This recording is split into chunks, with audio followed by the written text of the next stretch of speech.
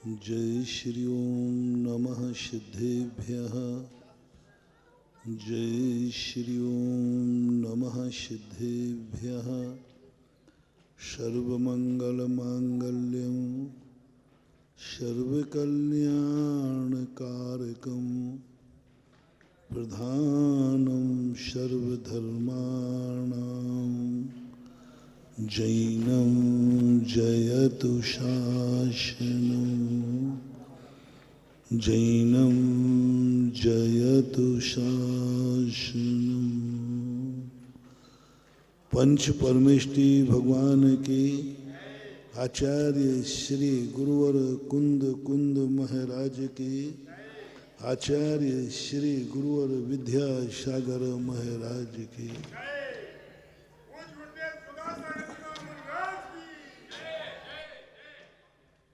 परम पूज्य निर्यापक श्रवण मुनि पुंगव सुधा सागर जी महाराज की, मुनि संघ की।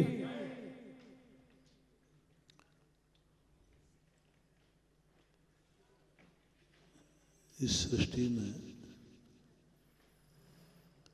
अनादि अनंत इस दुनिया में अपने जीवन को कुछ ऐसी पहचान बनाना है, कुछ ऐसा अपन को करना है कि हमें अच्छाइयाँ मिल जाएं और समझ में आ जाएं। अपना प्रसंग चल रहा है कि ऐसे दुर्भाग्य लोग भी दुनिया में हैं जिन्हें कभी अच्छाई समझने का मौका ही नहीं मिला। वे जानते ही नहीं है कि अच्छी भी कोई चीज होती है। वो तो बुरी चीज को ही अच्छा मानने लगे। बुरी चीज ही उनके लिए सर्वश्रेष्ठ है। इससे अच्छी दुनिया में कोई चीज है ऐसा तो उनका सोच ही नहीं। उनके कैसे पाप कर्म के उदय, कैसा उनका जीवन, जिन्होंने अपनी जिंदगी में कभी अच्छाई देखी ही नहीं। देखी ही नहीं ये ना समझ के दिखी ही नहीं है ये समझें। उनको समझ में ही नहीं आ रहा है कि अच्छाई है। सुबह दिन है और उन्हें रात नजर आ रही है। रात्रि में रात्रि नजर आना, अंधेरे में अंधेरा नजर आना कोई बड़ी बात नहीं, लेकिन उजेले में अंधेरा नजर आना, उजेले में अंधेरा नजर आना, सूर्य निकलते ही रात नजर आना, कुछ जीव हैं दुनिया में। सारी दुनिया सुबह होती जागती है, उनका सुबह होता है। कुछ जीव ऐसे हैं कि उनके सुबह में रात होती है। वे सोने का इंतजाम करते हैं,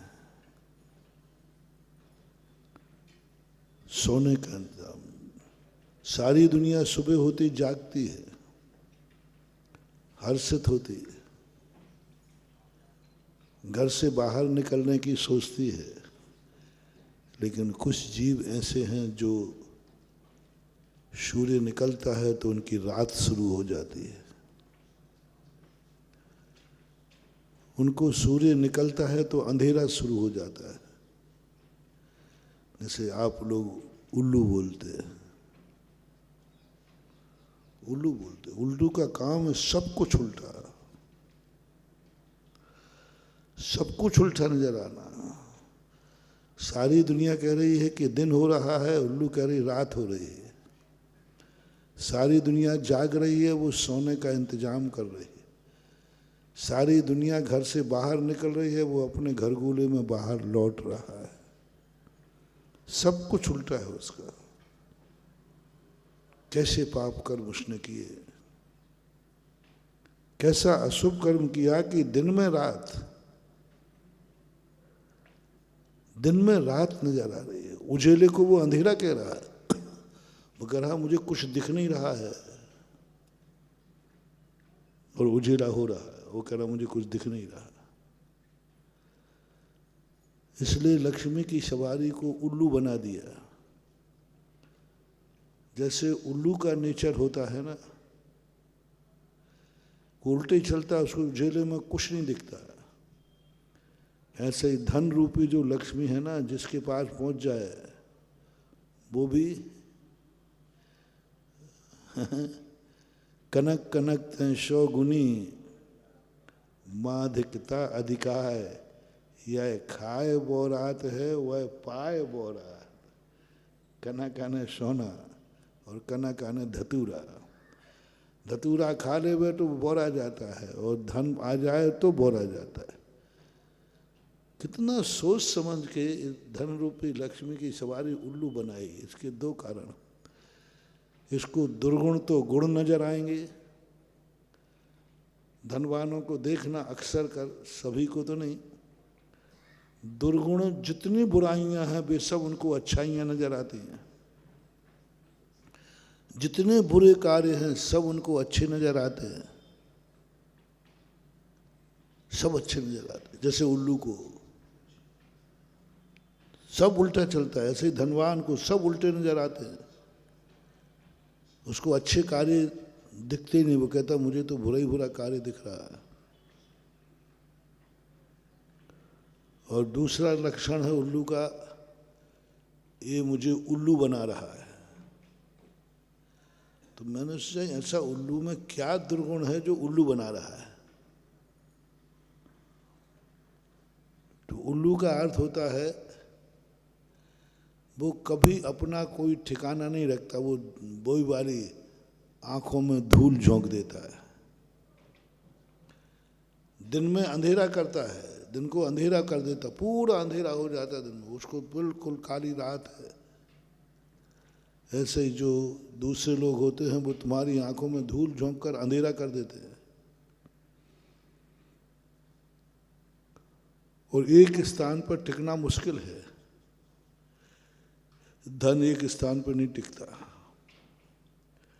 अभी देखना, धन सुबह तुम्हारे, रात में तुम्हारे पास था, तुम्हारी तिजोरी में था।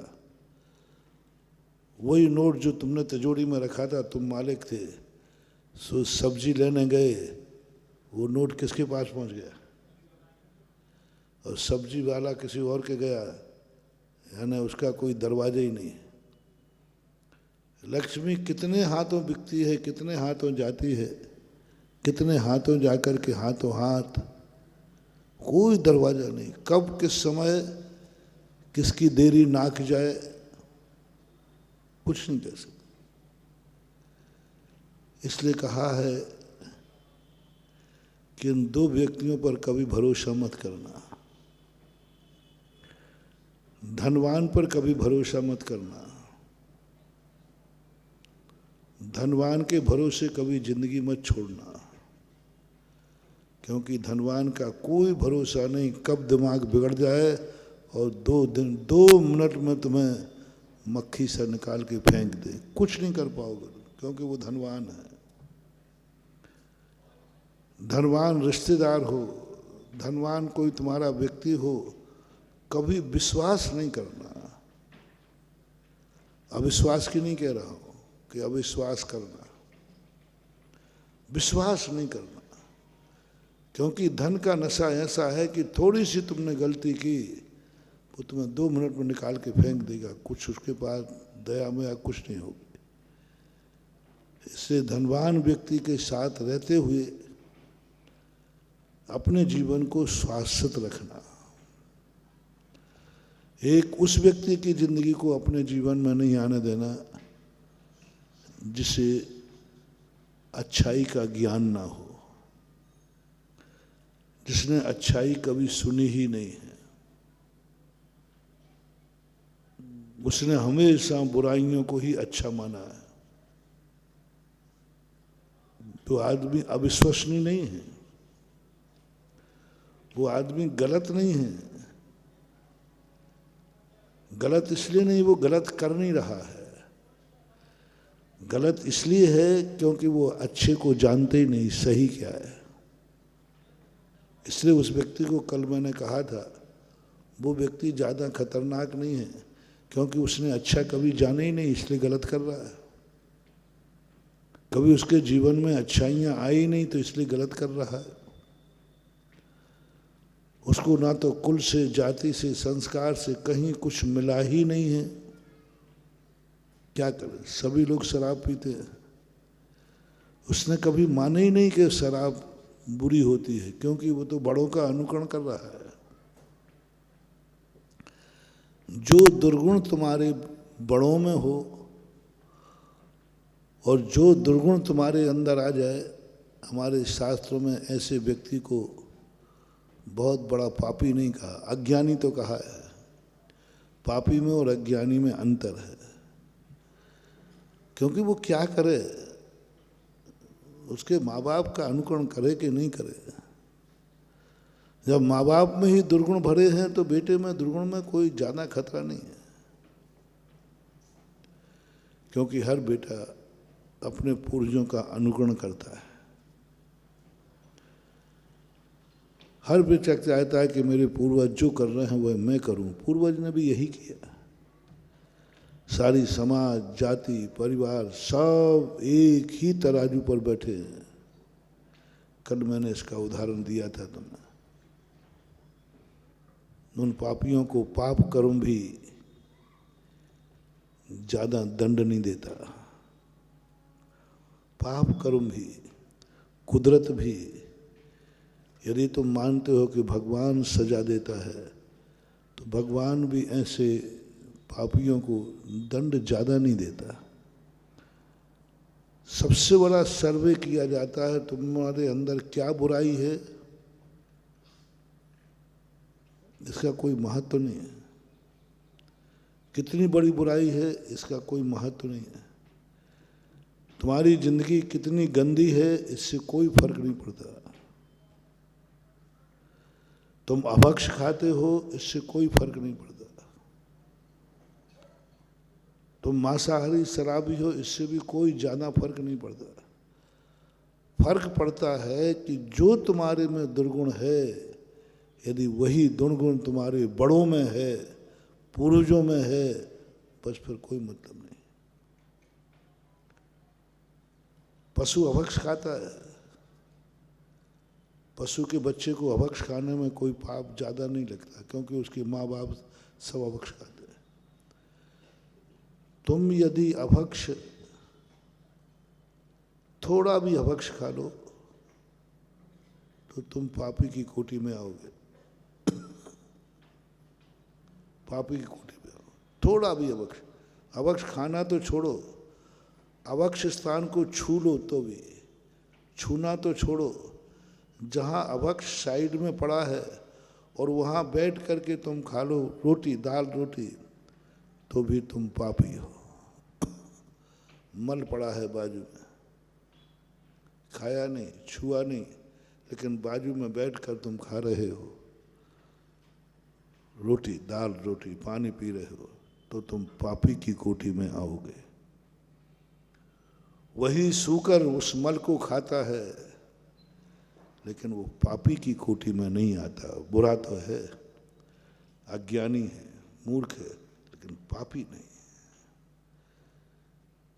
तुम पापी हो, मल के बाजू में बैठ के खा नहीं रहे हो, कुछ नहीं, छुआ भी नहीं, ऐसा बाजू में पड़ा है।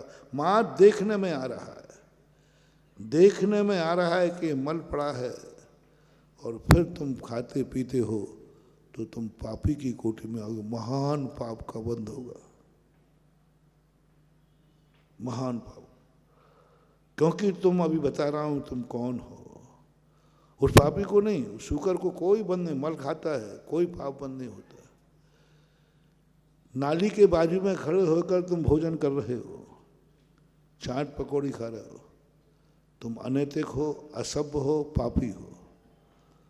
उसी नाली में एक शुकर कुत्ता बैठ करके उसी नाली में पड़ा है, उसी नाली के अंदर से कुछ खा रहा है, तो भी वह पापी की कोटि में नहीं आएगा। क्योंकि वो जो कर रहा है उसका पूरा वंश कर रहा है। पीढ़ी कर रही है, पीढ़ी दर पीढ़ी वही गंदा कार्य होता आया। वो बुरा है, अज्ञानी है, लेकिन पापी नहीं, उसकी दुर्गति नहीं हो। बड़ी गजब की बात एक हम लोगों को मूलाचार में कही, दृष्टि का अंतराय, दृष्टि का अंतराय। यदि अभी कुछ उससे हुआ नहीं, मां दृष्टि पड़ी है कि यहां मल पड़ा है, देखने में आ गया तो मूलराज अंतराय कर देंगे, चले आएंगे। कुछ हुआ नहीं है, किसी ने भी नहीं छुआ। मात जूते चप्पल बाहर पड़े हैं, हमारे लिए कुछ भी मतलब नहीं, लेकिन दृष्टि पड़ रही है हार करते समय। आपने देखा पहले लोग चौकों में लगाने के पहले सब कुछ चीज ढांक देते, जूते चप्पलों को छुपा देते, झाड़ू भी, चक्की के ऊपर भी सब ढका हुआ। बोले अरे भाई ढांकने से क्या फर्क पड़ता है, ढांकने से क्या पड़ा, बोलते सब तो है तो वही नहीं। दृष्टि पाप, एक दृष्टि का पाप होता है। मुनिराज की दृष्टि गंदगी पे पड़ गई है, मुनिराज हार नहीं कर सकते। दृष्टि पड़ी है, मां देखने में आ रहा है, जूते चप्पल देखने में आ रहे हैं, अशुद्ध कपड़े अशुद्ध चीज देखने में आ रही है। महाराज बोलते दीवार पे टंगे, मुनिराज कहेगा दीवार में टंगे लेकिन अशुद्ध है ना, वो देखने में आ रहा है। गिलानी भाव आ जाएगा, साधु उठ के चला आएगा। आजकल तुम्हारी ऐसी अशुद्धियां हो गई कि हमें बहुत समझौता करना पड़ता है, बहुत समझौता का। पर्दे टंगे हैं, ऊपर लपेट के ऊपर कर दिए, लेकिन है तो पर्दा। महाराज जी वो तो ऊपर है, कोई नहीं छुएंगे, वो तो है तो ऊपर, लेकिन है तो गंदा। सोफा सेट पड़ा है, महाराज ठीक है, कम से कम इतना कर लिया करो, सोफा सेट मत हटाओ, बड़ा हार। महाराज वो तो एक कोने में है, कोने में, कोने में। आपका चौका तो दो काम जरूर कर लिया करो, उसको ढक दिया करो। स्पर्श दोष अलग है और दृष्टि दोष, स्पर्श दोष अलग है, छुएगा कोई नहीं, लेकिन दृष्टि दोष। अब दृष्टि दोष के कारण से उसको ढक दो, चटाई से, कोई पॉलीथिन से, किसी से ढक दीजिए। साधु को दिखे नहीं वो अशुद्ध चीज, पर्दे है, उसको कपड़े के अंदर किसी रंग से ढक दो कि वो दिखे नहीं। साधु को ये ज्ञान में नहीं आ जाए ये कपड़ा अशुद्ध है जो मुझे दिख रहा है चौके के अंदर, चौके की सीमा में।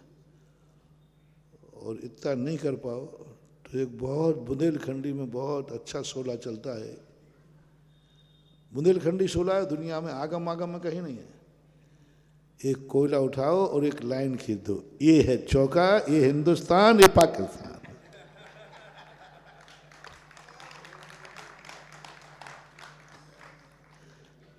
है ना। बस एक लाइन खींच दो, बस एक लाइन। अब वो लाइन के बाहर, उधर चौका है इधर, अब उस चौके के बाहर दृष्टि पड़ेगी तो साधु देखेगा ही नहीं। साधु को ये लग रहा है कि तुमने कहा ये महाराज मन शुद्धि, वचन शुद्धि, काय शुद्धि, आहार जल शुद्ध है और अशुद्ध कपड़ा टंगा है। अकेले आहार ही शुद्ध नहीं है, चौका भी शुद्ध है, पूरा कमरा शुद्ध है। कहाँ का कमरा शुद्ध है? वो पर्दा तो टंगा है, वो सोफा सेट तो टंगा है। तो कम से कम एक केवले की लाइन सुन करके हम लोग समझ जाएंगे केवले के इस तरफ जो है वो शुद्ध है, उसके बाद तुम्हें देखना ही नहीं है, हम देखेंगे भी नहीं। केवले की लाइन लगा दो, कुछ लकड़ी डाल दो, कुछ चाक खींच दो, कुछ तो कर दो कि महाराज ये उधर देखना नहीं है, इधर। अब ये तो तुम करते नहीं हो। तो कई बार तो मन मार के ठीक है, दृष्टि दोष तो हटेगा नहीं, हम दृष्टि हटाए लेते हैं और दृष्टि हटा लेते हैं।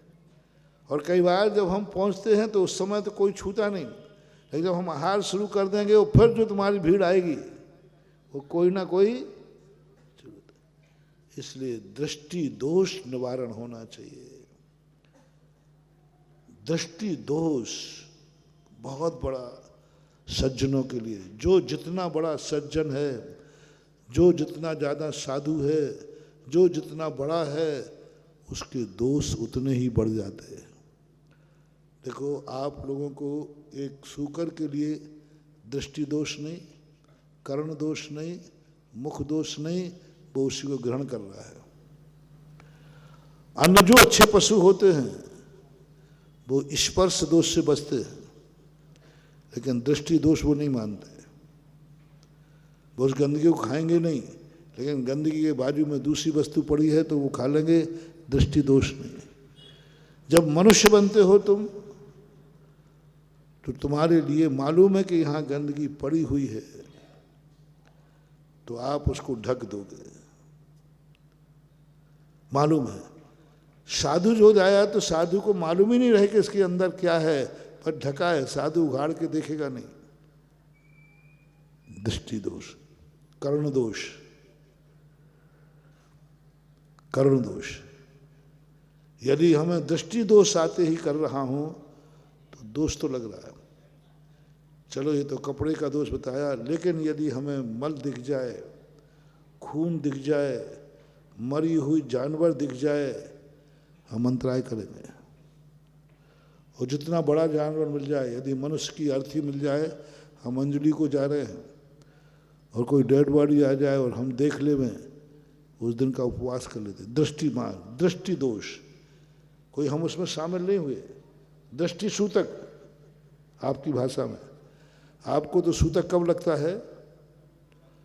जब उस कुटुंब को हो या उसमें जाओ। हम लोगों को दृष्टि सूतक लगता है, क्योंकि हम ज्यादा शुद्ध है ना। चांडाल को सूतक ही नहीं लगता, वो तो वहीं रहता है, वहीं खाता पीता है, उसको क्या सूतक लगेगा। लेकिन तुम जाते हो तो हमें दृष्टि का सूतक लगा। देखा, एक संगी पंचेंद्रिय मनुष्य को हमने मृत देख लिया, उस दिन 24 घंटे के आहार का त्याग हो जाता है। और खास तौर से आहार चर्या के समय, सुबह शाम का देखो तो टाल देते हैं। चर्या के समय यदि दिख गया, अब साधु आहार ने अंजलि छोड़ेगा ही छोड़ेगा।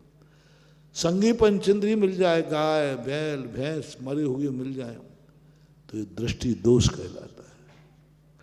खून बहता हुआ दिख जाए, मरा जानवर कोई दिख जाए, यदि चौके में चींटी बाहर पड़ी, मरी की चींटी मिल गए, अभी हम प्रवेश कर रहे हैं और प्रवेश करते वहाँ चींटा मरा पड़ा, हम आहार तो नहीं त्यागेंगे लेकिन लौट आएंगे।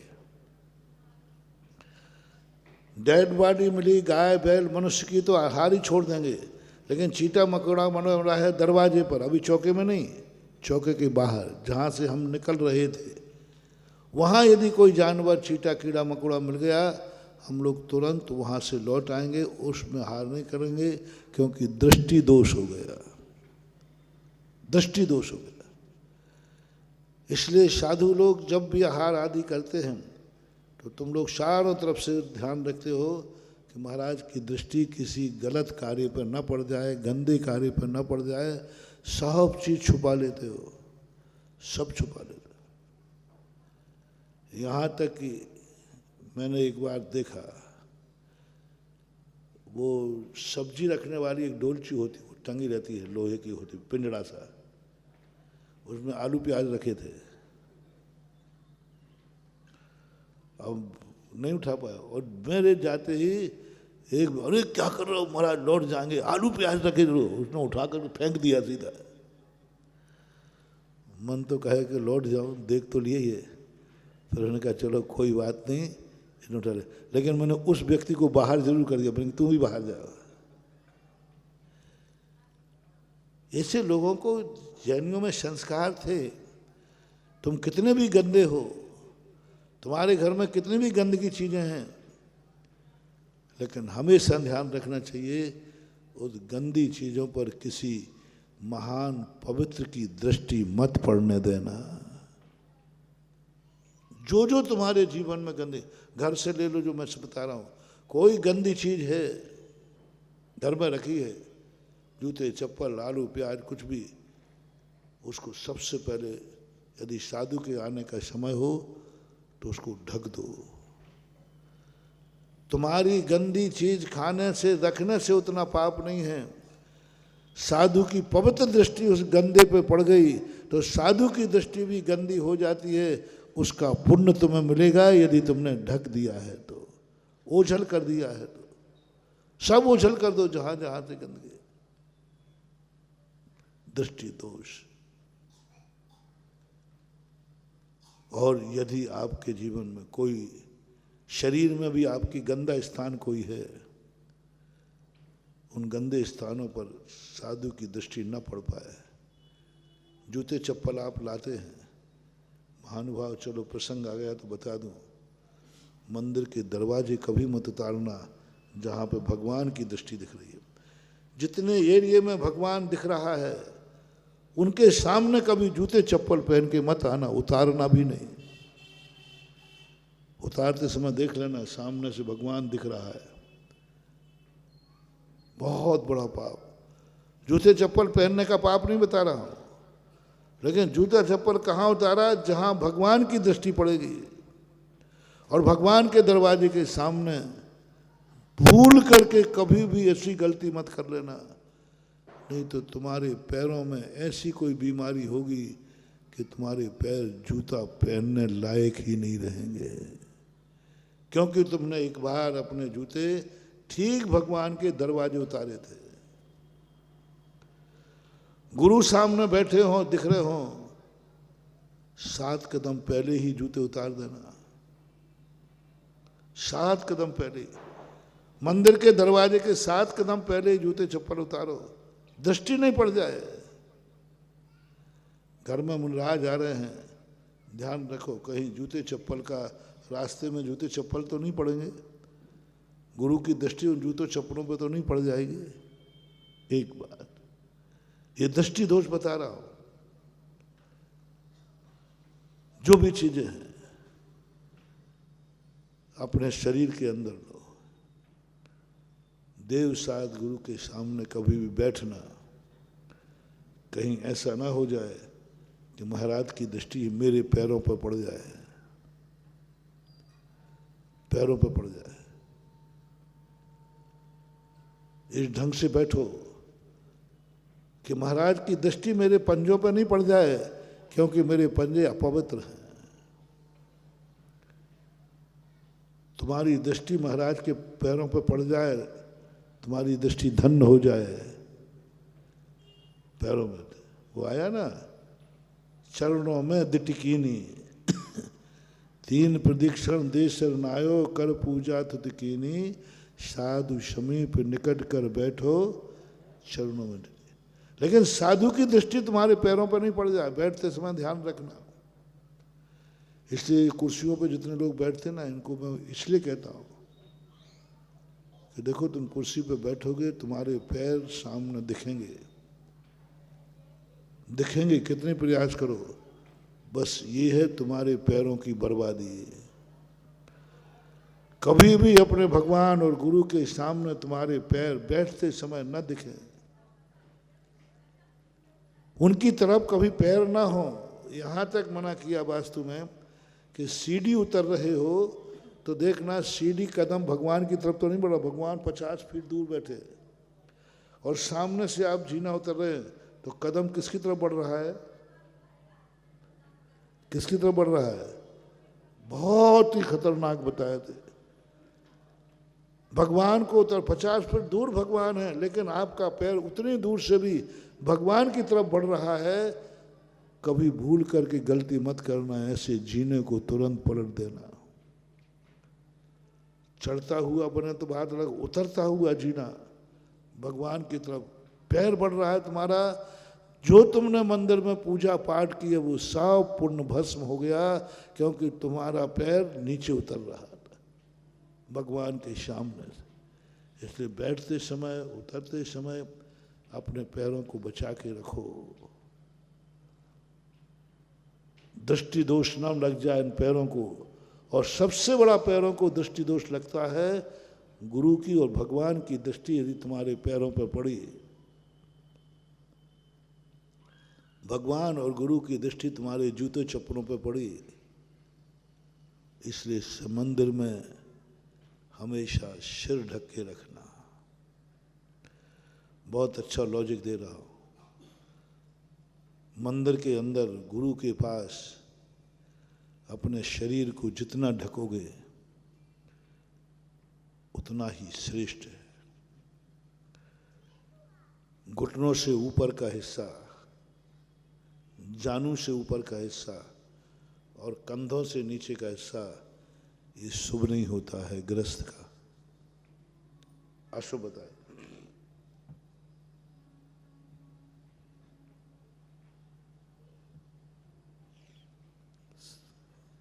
शुभ नहीं होता, ये ध्यान रखना। मंदिर में कई लोग जाते हैं, पुरुष लोग, दुपट्टा होगा, पेट पूरा निकला हुआ है, पेट पूरे उड़े हुए और मंदिरों में घूमते रहते हैं, दरिद्रता की निशानी है। कपड़े उतारो तो ऐसे उतारो, कपड़े उतारो तो ऐसे उतारो कि कोई छुपाने को धागा भी न रहे। फिर कुछ भी मत छुपाओ, बीतरागी बन जाओ। कपड़े पहनो तो ढंग से पहनो, या तो पहनो मत, इतनी हिम्मत दिखाओ, और पहनना है तो ढंग से पहनो। कपड़े पहनने का एक पैटर्न है। कपड़े मांस शौक से ही नहीं पहने जाते, कपड़े मांस शरीर को ढकने के लिए ही नहीं पहने जाते, कपड़े मांस सर्दी गर्मी से बचने के लिए ही नहीं पहने जाते। कपड़े मांस सभ्यता नहीं है, कपड़ा पहनना एक बहुत बड़ा शगुन है, बहुत बड़ा शगुन बता रहा हूं। या तो सबसे बड़ा शगुन है कि तुम पूरे कपड़े उतार करके भीतरागी दिगंबर मुद्रा बन जाओ, तुम्हारा रोम रोम शगुन बनेगा तुम्हारे लिए भी, और जो देखेगा साहु मंगलम, अरहंत मंगलम, सिद्ध मंगलम, साहु। रोम रोम साधु का नख से लेकर पैर तक जहां भी तुम्हारी दृष्टि पड़ेगी सगुन ही सगुन है, मंगल ही मंगल है, शुभ ही शुभ है, क्योंकि ये परम वीतरागी दिगंबर मुद्रा है, जो दिगंबर होने के बाद मंगल रूप हो जाती है। और या फिर आप दूसरा भेष आपका है, शगुन की दृष्टि से बता रहा हूं, गर्मी सर्दी की दृष्टि से नहीं, सभ्यता की दृष्टि से नहीं, राग और विराग की दृष्टि से नहीं। तुम भली वीतरागी हो, तुम भली ब्रह्मचारी हो, तुम भली प्रतिमाधारी हो, तुम सब कुछ सही हो, लेकिन तुम्हारा सबसे बड़ा अपशगुन है कपड़ा का गड़बड़ होना। दो कपड़े पहनोगे दो प्रकार से, दरिद्रता नियम से आएगी। इससे ऊपर का हिस्सा और जानू कहलाती है पिंडली, पिंडली, पिंडली के ऊपर का हिस्सा कभी बड़ों के सामने दिखाना नहीं। सिर को मात इतना, ये सिंदरी छोड़ करके ललाट तक का सिर, इसके सिर का ऊपर का हिस्सा कभी बड़ों को दिखाना नहीं, उनमें भी पूज्य पुरुषों को। इन पर यदि तुम्हारे महाराज की दृष्टि पड़ गई, भगवान की दृष्टि पड़ गई, गया काम से, गया काम से।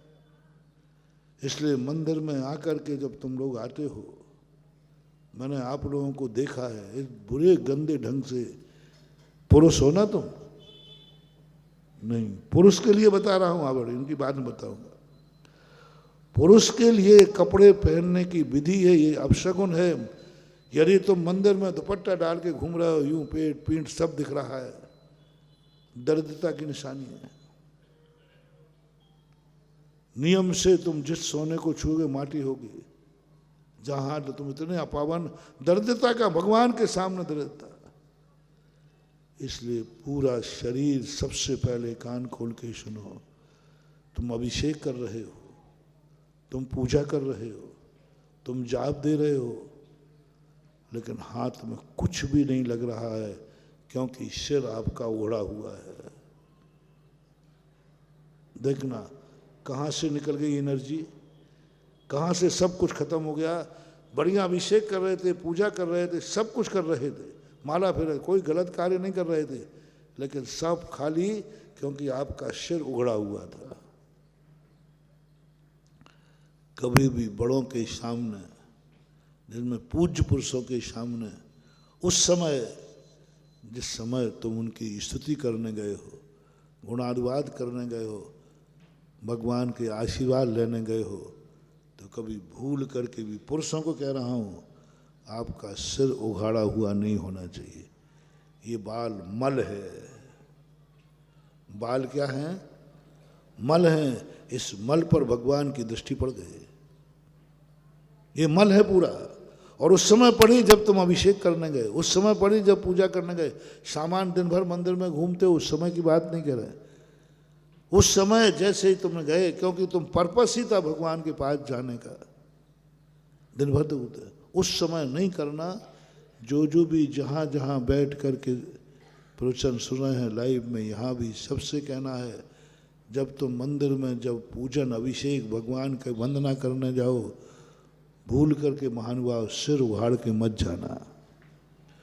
दूसरा, धोती दुपट्टा इस ढंग से पहनो कि इस कंधे से नीचे का हिस्सा और जानू के नीचे का हिस्सा, कभी ऊपर का हिस्सा कभी दिखना नहीं चाहिए, किंचित मात्र भी। इसलिए मैंने एक धोती दुपट्टा पहनने का तरीका सिखाया था। खड़े हो जाओ। देखो इसमें क्या दिख रहा है? पेट थोड़ा बड़ा है, कम कर लेना जो है, दुपट्टा थोड़ा बड़ा ले रहा है। ये इसलिए सिखाया था। मात और को इसके 3 कारण थे, मैंने सिखाया। सारी दुनिया में मेरा पैटर्न नाम से जाना जाता है। शिविर पैटर्न मानते हैं लोग आगे, मेरा नाम महाराज का पैटर्न, सब महाराज लोग कहते हैं।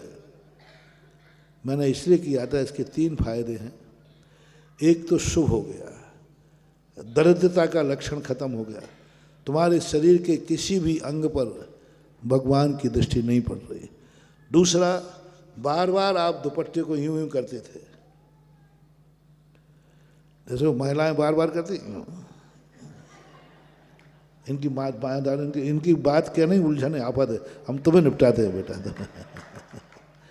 इनकी कौन उपद्रव में पड़े अभी यार, तुम्हारे लिए कहता।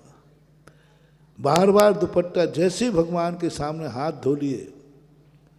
आपने डॉक्टर को देखा, डॉक्टर वो वाइट कोट पहन रहे थे, ऑपरेशन को जाते ना, हाथ यूं किए रहते। धोने के बाद, ग्लव्स पहनने के बाद हाथ को यूं के, अरे भाई यूं करने में क्या है, टच होने में क्या है? नहीं, टच भी नहीं होना चाहिए। हाथ को यूं किए रहते, कहीं टच भी ना हो जाए, हाथ टच हो जाए पुनः धोएंगे। ऐसा ही तुम्हारे हाथ धुलने के बाद पूजन अभिषेक के समय आपका हाथ किसी शरीर के किसी अंग को नहीं लगना चाहिए। कपड़े को भी नहीं छूना, जैसे डॉक्टर नहीं छू रहा है, उसको भी नहीं छूना चाहिए। वो कब संभव है? जब तुम उसको पहले अच्छी तरह बांधोगे।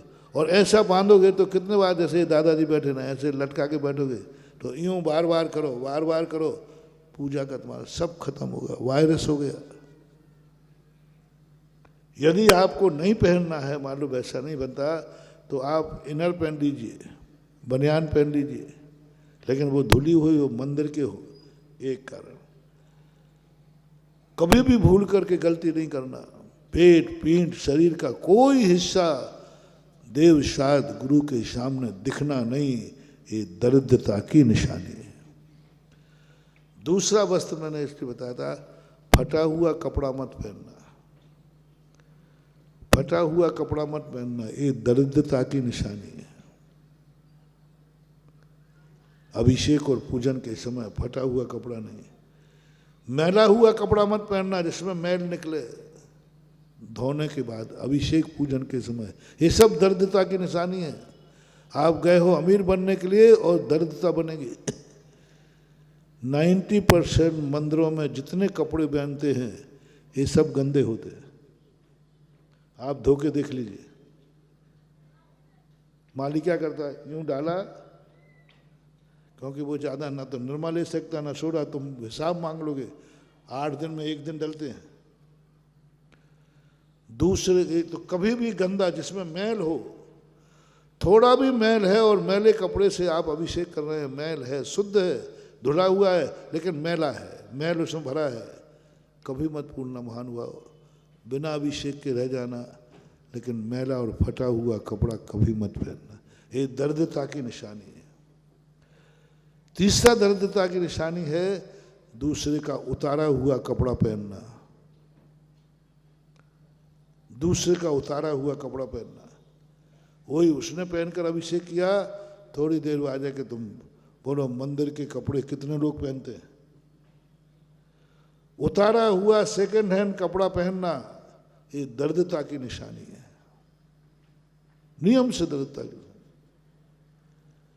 इसलिए इन चीजों से अपने आप को बचाना। तुम कहते महाराज ये सब पुण्य कर रहे, कौन सा धोती दुपट्टा पहन के कर रहे, मंदिर का, खत्म, जाओ, कुछ नहीं होना, घिसते रहो भगवान को, डालते रहो लोटे। मंदिर का धोती दुपट्टा है, वो मैला है, गंदा है, किस किसने पहना है।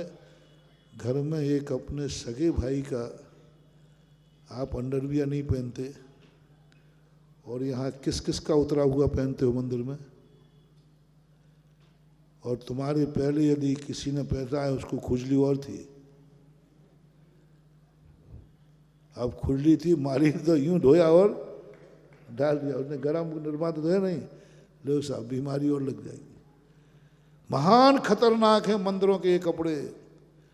पूरे शास्त्र मैंने पढ़ लिए, मंदिरों में कहीं भी नहाने की, कपड़े सुखाने की और मंदिर के कपड़ों को कोई व्यवस्था नहीं मिली। बहुत अकृत्रिम क्षेत्र सब पढ़ डाले मैंने, कहीं नहीं मिला कि मंदिर के कपड़े कहाँ धोए जाते हैं, मंदिर में नहाया कहाँ जाना है, कहाँ नहाए, कहाँ कपड़े सुखाएं, कहाँ कपड़े बने, इसकी व्यवस्था कोई वास्तु शास्त्र में सबकी है, सबकी व्यवस्था, लेकिन इसकी व्यवस्था नहीं।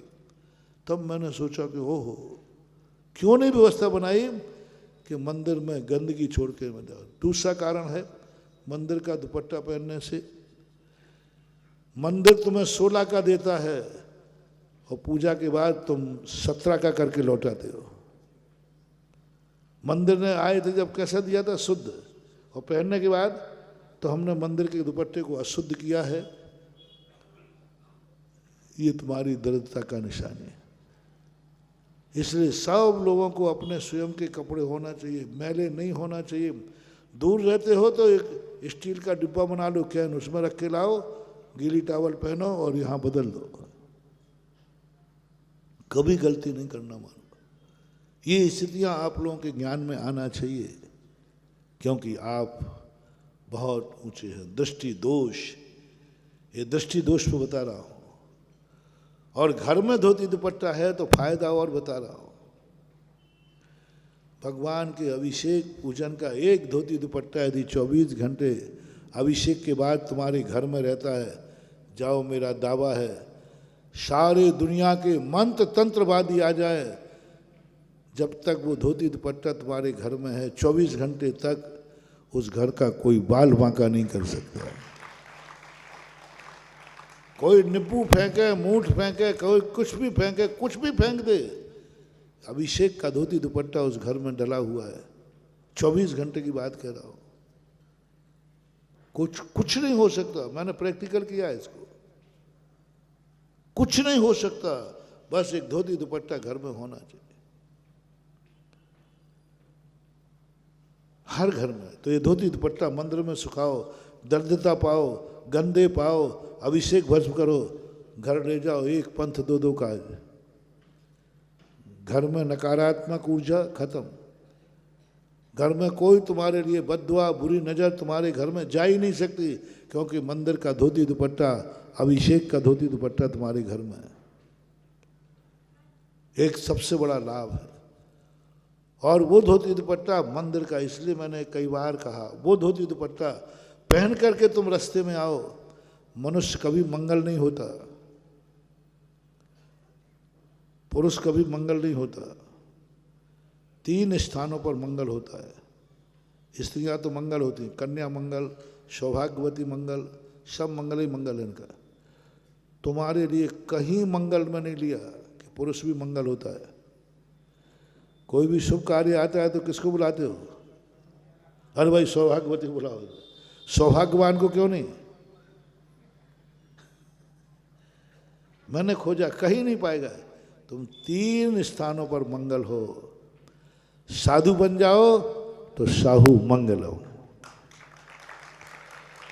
दूसरा राजा मंगलम। राजा जब हार मुकुट पहनकर राज चिन्ह उसके हाथ में हो, राज चिन्ह होता था एक, वो उसके हाथ में हो और राजा हो, राजा का दर्शन मांगलिक होता है।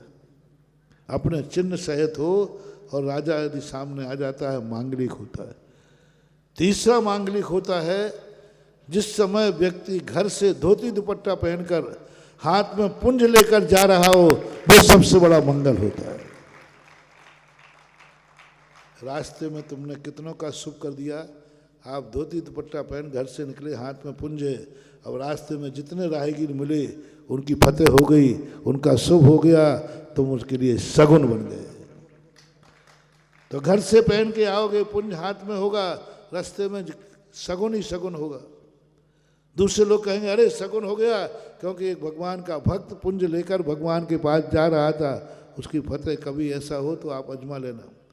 कहीं यात्रा पे जा रहे हो, कोई जैनी धोती दुपट्टा पहन के हाथ में पुंज हो और वो तुम्हारे सामने से निकल जाए, निश्चित समझना जाओ तुम फतेह होकर के लौटोगे। इतने गुण हैं घर के धोती दुपट्टा पहनने में। शुद्ध पहनो, अच्छे पहनो, बढ़िया पहनो। और ऐसी, क्योंकि ये दृष्टि दोष के अंतर्गत है। सब दृष्टि के गुण बताए और दृष्टि के दोष बताए कि दृष्टि से कितना बड़ा प्रभाव पड़ता है। वहां देखने मात्र का, जितने बड़े होते जाओगे तुम्हें दृष्टि का दोष लगता जाएगा। जितने उच्च जाति के होते जाओगे उतना दृष्टि दोष बनता जाएगा। जैसे जैसे आप नीचे की तरफ जाओगे, कुत्ते बिल्ली सूकर तक, इनको दृष्टि दोष क्या है? इनको तो छूने का भी कोई दोष नहीं होता, क्योंकि वो उस जाति के हैं, वैसे उनकी योनि है। इसलिए बंदरों में, महाराओं से भी मेरा कहना है, थोड़ा तो कह ही दूं, कम से कम देव साध गुरु के सामने अपने शरीर को छुपा के रखना। उस समय जब उनकी वंदना करने जाओ, उस समय जब भगवान के दर्शन करने जाओ, जब इनके ही शरीर को, क्या कह दिया मैंने, पुरुषों का, पुरुष फिर भी आपके घरों में अंडरवियर टॉवल लपेट करके ऊपर का वस्त्र ना हो तो भी घूमता रहता है कि नहीं? बोलते नहीं हो? मुराद हम तो अंडरवियर पे भी घूमते रहते हैं। हाँ, घर में कोई बात नहीं, घर में रहते हैं बड़े बुजुर्ग, दादाजी पिताजी बेटे सब। मात अकेला इतना शरीर नीचे का ढकना अनिवार्य है, बाकी शरीर आप उघाड़ा घर में रहते हैं। सबके सामने आप कपड़े उतार देते हैं, बनियान उतार देते हैं, पहने रहते हैं, सब चलता है, कोई बात। मंदिर में वर्जित है। जब पुरुषों के लिए जिनका ऊपर का शरीर मंदिर में देखने के लिए मना किया है, तुम्हारा शरीर तो इतना विशेष है कि तुम घर में इन जैसे उघाड़े नहीं हो सकते। घर में भी तुम घर में तो उघाड़े हो सकते हो, पर ये घर में माँ भी है तो, बहन भी है तो, कोई भी XYZ है, महिला उघाड़ी नहीं हो सकती। जब वहां तुम्हारी पाबंदी है तो हे देवियों, मंदिरों में और गुरु के सामने कभी सिर को उघाड़ के मत जाना। कभी जब इनका पुरुषों का सिर ढकवा रहा हूं, इन पुरुषों का सिर ढकवा रहा हूं, तो आप तो नारी जाति है। अपनी बहू को, अपनी बेटी को, अपने सबको बताओ, मंदिर में सिर ढका हुआ होना चाहिए, यहां तक आधा ललाट। आंखें नहीं कह रहा हूं, घूंघट नहीं कह रहा हूं, घूंघट में और सिर ढकने में अंतर है। इतना ढका। आहार देते समय, गुरुओं की वंदना करते समय, भगवान की वंदना करते समय सिर ढकाओ पूरा, और शरीर भी तुम्हारा कम से कम आधी भुजा ढकी हुई हो। ये शरीर, पेट वगैरह ये कभी नहीं दिखना चाहिए। इन पर दृष्टि न पड़ जाए भगवान की, इन पर दृष्टि न पड़ जाए गुरु की, इन पर दृष्टि न पड़ जाए पूज्य पुरुष की। बहुत बड़ा लॉजिक बताऊं, पुराने लोग जो रहते थे, तो आज भी हो तो पता नहीं, बड़ों के आते ही क्यों शरीर ढक लेती थी महिलाएं? वैसे बैठे रहेंगे,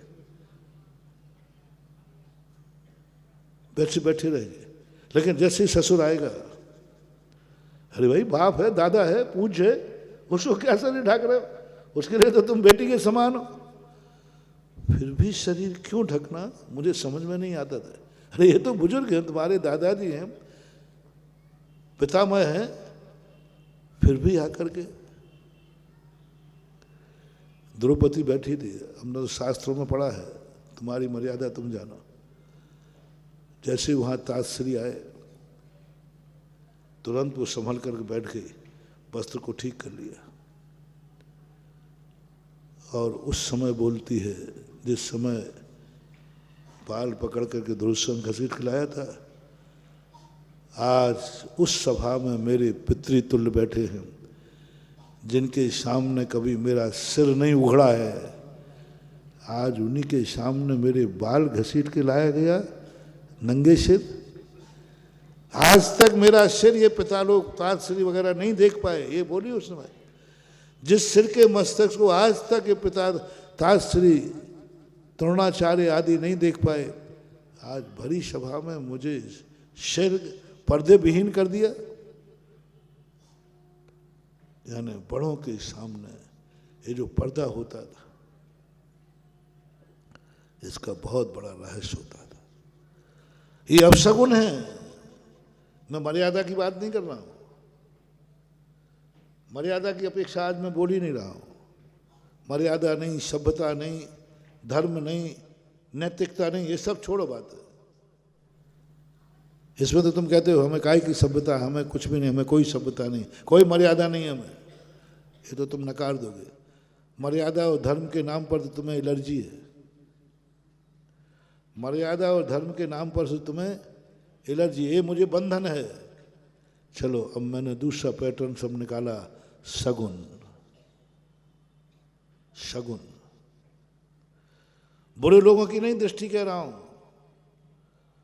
बुरे लोगों की दृष्टि से बात नहीं कह रहा हूं।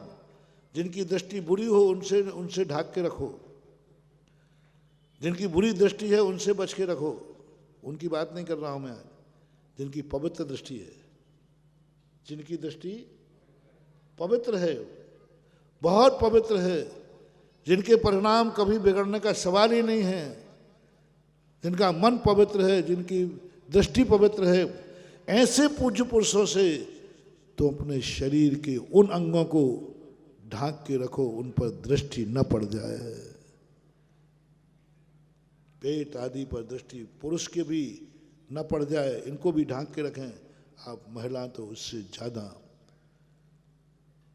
इस ढंग से कपड़े पहन के आओ मंदिर, गुरु के पास, जिसमें पेट का भी कोई अंग न दिखे, दृष्टि न पड़ जाए महाराज की, दृष्टि न पड़ जाए भगवान की। पवित्र दृष्टि है, पूरी दृष्टि से नहीं कह रहा हूं मैं अभी। लेकिन जो स्थान राग द्वेष पैदा करने वाला है, उस स्थान पर भगवान की भी दृष्टि नहीं पड़ना चाहिए। क्योंकि तुम अब समय गुरु की वंदना करने गए हो, गुरु की पूजा करने गए हो, भगवान की पूजा करने गए हो, उस समय शरीर पूर्णतः ढका हुआ रहना चाहिए। उन पर दृष्टि पड़ना ही अपशकुन है, तुम्हारे लिए बहुत नुकसानदायक है। जहां जहां पूज्य पुरुषों की दृष्टि पड़ेगी, समझ लेना वहां वहां ना जाने कौन सी बीमारी हो जाए, कौन सी दुनिया तुम्हारे लिए बर्बाद हो जाए, हम नहीं कह सकते, मैं मुंह से नहीं बोल पाऊंगा। बस इतना ही कहूंगा, पूज्य पुरुषों के सामने शरीर को ढक के रखो। एक बार मैंने शायद यहाँ सुनाया हो और कहीं सुनाया, मैं एक स्थान पे था, ठंड का समय था, ऊपर छत पे शुद्धि करने लघु शंका को गया, गैस हो गया।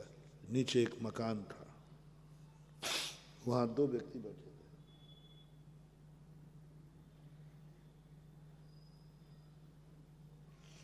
दो महिलाएं बैठी थी, एक एजेड थी, एक थोड़ी यंग थी। मेरी दृष्टि उन पर पड़ी, कायेश्वर कर रहा था। बैठी सामान बैठी थी, दोनों के सिर उघड़े हुए थे, मतलब सिर के दिल पे आवरण नहीं था, बैठी बातें कर रही। मेरा कायेश्वर ही पूरा नहीं हो पाया। एक व्यक्ति आया, लड़का था, जवान था। वो आया तुरंत। एक महिला जो एजेड थी वो तो यथावत रही, जो यंग थी उसने तुरंत अपना पल्ला उठाया और सिर ढक लिया, सिर ढक लिया उसने, यहाँ तक पर्दा उघड़ा था, सिर ढक लिया। वो जो एजेड थी, वो जैसे बच्चा आया, वो लड़का, वो एजेड महिला उठ के चली गई।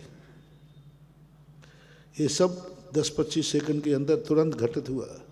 वो उठ के चली गई। जैसे वो उठ के गई, इसका पर्दा फिर हट गया, हटा दिया इसने पर्दा। मैंने कहा ये क्या मामला। फिर तो मेरा दिमाग बड़ा खुरापाती है, वो कर गया, गिराया।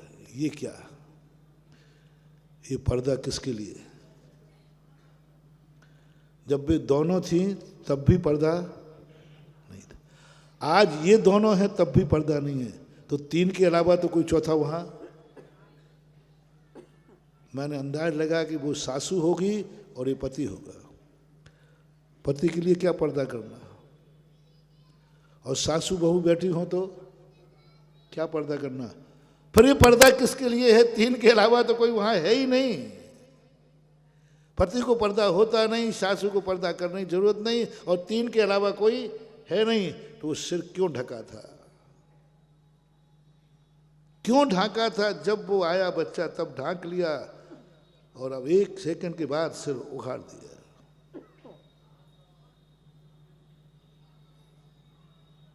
किसके लिए पर्दा? यह है भारत की सभ्यता। आज भी जैनियों में, आज भी उच्च कुलों में, भली पति क्यों ना हो, पति आया है तो भी पत्नी सिर ढक लेगी जब 4 लोगों के बीच में है। किसके लिए सिर ढका? पति था, वो समझ गया मैं ये पति है इसका। मैं चला गया नीचे, सोचता रहा कैसा है हमारा देश, कैसी है हमारी महान संस्कृति। सासू को पर्दा नहीं, पति को पर्दा नहीं, लेकिन सासू के सामने यदि पति आया है तो पर्दा आ गया। उसी के लिए रखे लिए पर्दा था। अब वो पर्दा तो, लेकिन बड़ों के सामने, माँ के सामने एक सभ्यता थी, एक मर्यादा का पर्दा था, एक मर्यादा का पर्दा था, एक बहुत बड़े शगुन का पर्दा था, बहुत बड़ा था। और ये होता है पुराने घरों में, तो आज भी होता है। पति है तो क्या हुआ, सबके सामने पति के लिए भी मर्यादा है, उसकी भी मर्यादा है। आप लोगों से मेरा कहना है कि आप सब लोगों से मेरा कहना है जो सुन रहे हैं, पूज्य पुरुषों की दृष्टि दोष को अपने जीवन में मत आने देना। पूज्य पुरुषों, जिस समय तुम उसको पूज्य मानते हो, पूज्य की स्थिति जाते हो, ये तुम्हारा पूज्य है। वो ससुर भी हो सकता है, ज्येष्ठ भी हो सकता है, गुरु भी हो सकता है, और भगवान भी। बस इनके दृष्टि दोष से हमें बचना है। ये दोषी नहीं है, इनकी दृष्टि बुरी नहीं है, इनकी दृष्टि बुरी नहीं, ध्यान रखना। उनके मन में कोई विकल्प नहीं है। भगवान के मन में क्या विकल्प आएगा? लेकिन फिर भी भगवान के सामने शरीर के उन अंगोपांगों को नहीं प्रदर्शित करना, अन्यथा तुम्हारा सारा शुभ अशुभ में बदल जाएगा। ये दृष्टि दोष, क्योंकि तुम बहुत बड़े हो। साधु बहुत बड़ा है, भगवान बहुत बड़ा है, उनकी दृष्टि पर ऐसी चीजें नहीं। जिनको देखकर राग द्वेष होता है, जिन चीजों को देखकर राग द्वेष होता है, उन चीजों पर पवित्र आत्मा की दृष्टि नहीं पड़ने देना। अपनी शुरुआत कहाँ से हुई थी? चौके से ना। सब चीजें ढक के रखते हो, ढकना चाहिए।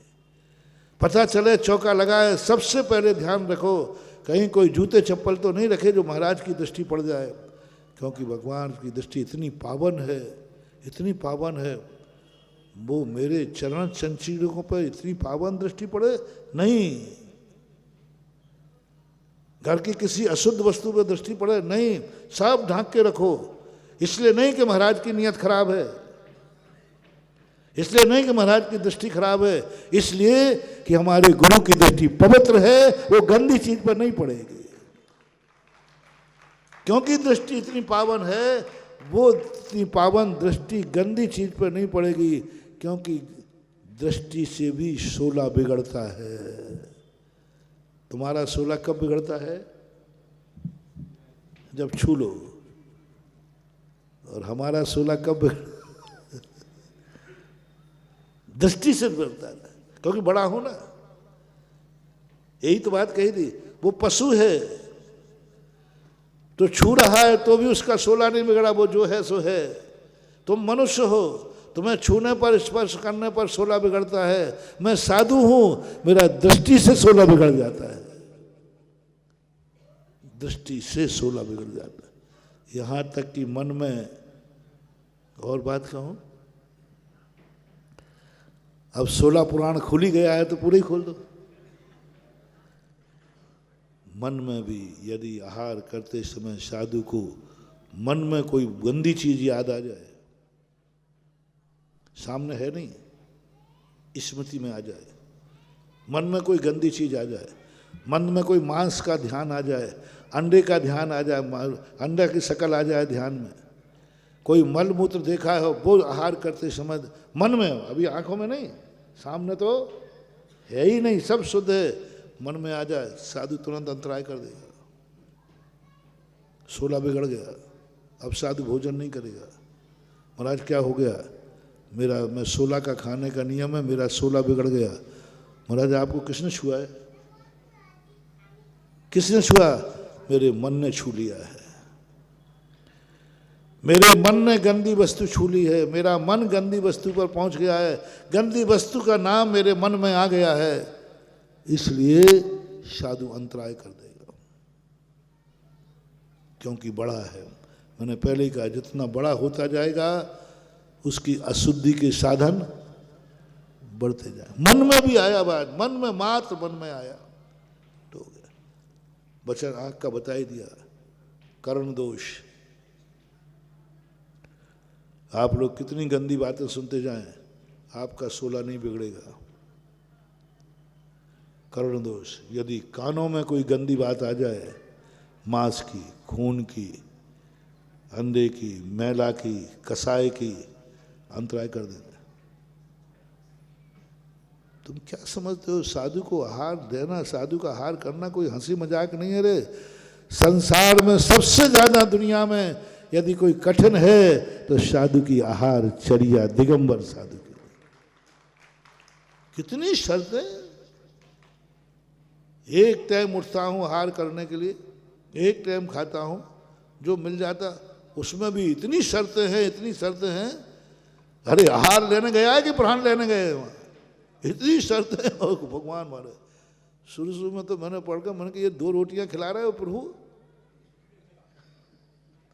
पहले कह दिया ये नहीं खाना, ये नहीं खाना। पहले कह दिया 2 बार नहीं खाना, 1 बार खाना। पहले कह दिया कि देखो 1 बार खाना और ये चीज नहीं खाना, ये बचा क्या? क्या कह दिया उन्होंने? सब चीजें छुड़ा दी। फिर शुद्ध में भी उन्होंने कहा देखो अशुद्ध तो छोड़ा ही नहीं, शुद्ध में भी जो बचा उन्होंने कहा देखो उसमें भी नीरस खाना ले, तप बड़ा वन हेतु नहीं तन फूस दे तज रसन को। जितना तुम्हारे लिए शरीर के लिए पौष्टिक हो, जरूरी हो, उतना ही लेना। शौक से नहीं खाना, शौक से नहीं खाना, मौज में मत खाना। ठीक है, तुम्हें शरीर के लिए जो अनुकूलता है वो ले लेना स्वाद देख करके, उसमें पाबंदी। उसमें भी कह दिया देखो ज़्यादा नहीं खाना, थोड़ा थोड़ा थोड़ा थोड़ा, पेट तो भरना दो कम से कम। नहीं नहीं नहीं, पेट थोड़ा खाली रख, पेट भी नहीं भरने देते। और तुम्हें सब मालूम है चर्या कहती है, उसमें भी इतनी शर्तें लगा दी, इतनी शर्तें लगा दी। तुम हार को जा रहे हो, हाँ रास्ते में कोई गंदी चीज तो नहीं दिखी हो तो छोड़ दो। लो, मुश्किल से एक टाइम की तो छूट मिली, उसमें अब रास्ते की ओर आफत है। चौके में गए थे, वहां कोई गंदी चीज तो नहीं दिखी हो तो छोड़ दो। लो, चलो भाई, देखने का मान लिया कि थोड़ा मन का तो जब मैंने पढ़ा तो मैंने कहा कि भगवान ऐसा करो, आप तो सीधे कह दो जो मुनि बने वो हार नहीं करेगा। अरे सीधी कह दो ना, होगी हिम्मत तो बन जाएंगे, नहीं तो मन में भी कोई विचार नहीं आए, गंदी वस्तु का विचार तो नहीं आया, कोई गंदी वस्तु स्मृति में तो नहीं आई, कोई मरा हुआ जीव मांस मिट्टी आदि कोई ध्यान में तो नहीं आया। यदि आया है तो हाथ छोड़ दो। मैंने कहा हो गया कल्याण। अब मन को तो भगवान ही मालिक है, इसमें 16 बिगड़ता है, इसमें अशुद्धि हो जाती है। धन्य प्रभु महावीर स्वामी, आज तक दुनिया के हमने बहुत 16 देखे, सबसे ज्यादा 16 बुंदेलखंडियों का होता है। भगवान ही मालिक इनके 16 का। छू छू छू छू, पुराने घरों में तो दिन भर छू छू छू छू चलते ही रहता है।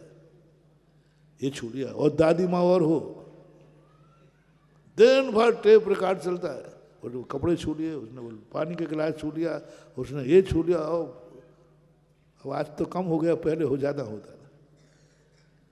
कुछ भी चीज छू लो, अरे वो तूने जूते छू लिए, देखो वो तू यहाँ आ गया, बहुत चलता। लेकिन अभी तो तुम इसी छोले से तुम घबरा गए।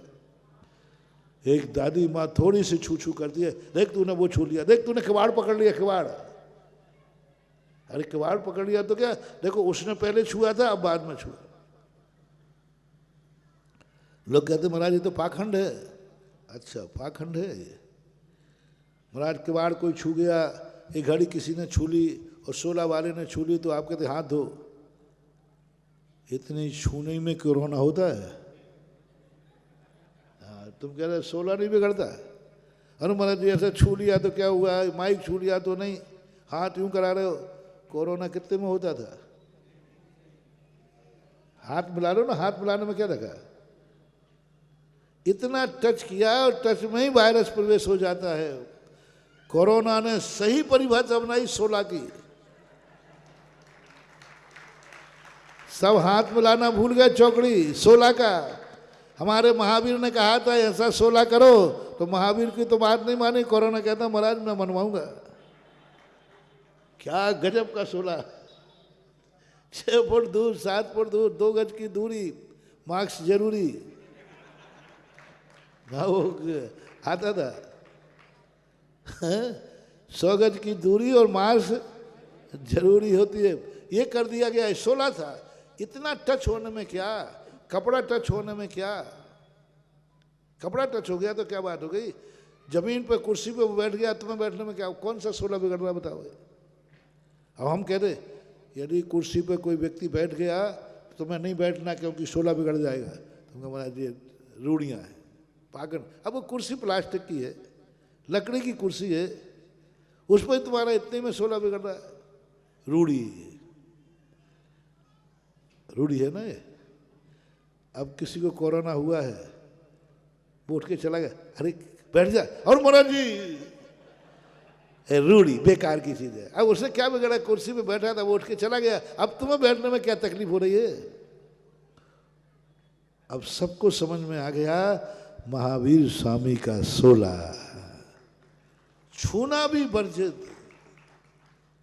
चलो यहां तक तो तुम्हें फिर भी घबरा जाते हो, छू छू से तुम भी घबरा जाते हो। घर में कोई दादी माँ है तो लो तुम चिड़चिड़े हो जाओगे, लो हमारा 16 देख लो। कोरोना भी फैल है। कोरोना शरीर से छूने पर प्रवेश करता है। यदि मन से हम किसी को छू रहे हैं तो कोरोना नहीं आएगा ना। मन से छू रहे हैं तो अशुद्धि नहीं आएगी।